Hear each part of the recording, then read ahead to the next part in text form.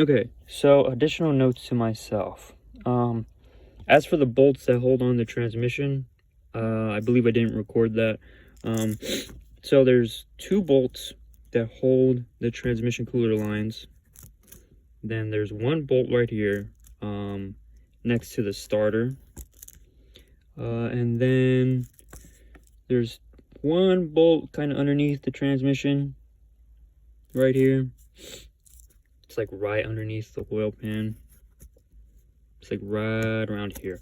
And then there's one right up top, kind of where the distributor sits. It's like around here. And then there's one, it's kind of hard to see, but it's right next to this one that's like near the distributor. It is it goes in reverse,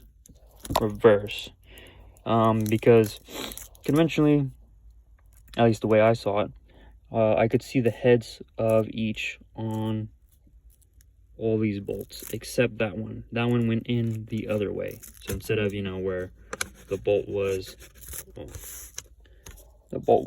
sitting like that, this one was instead sitting like this. But otherwise, they're all 9/16. The only ones that I saw that weren't like that were these two bottom bolts right here. Not sure exactly if they're necessary, but I just took them all out. Or at least all the ones that I saw. But those, I believe, were 5/16. Not sure. Could be wrong, but I know they were smaller than 9/16. Other than that, there might be some other things that I'm missing that I forgot to mention in my previous video, such as when I removed the AC cooler.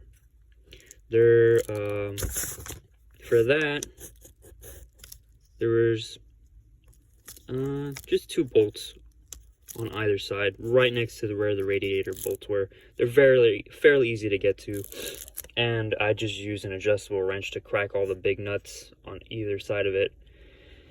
You might be able to get away with without taking it off. I just took it off, but be wary. I'd recommend putting some type of lubricant there, because I ended up messing mine up.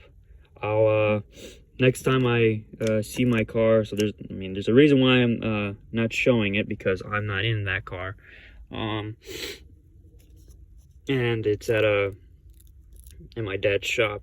But when I get the chance to record that, I will go through how I messed up my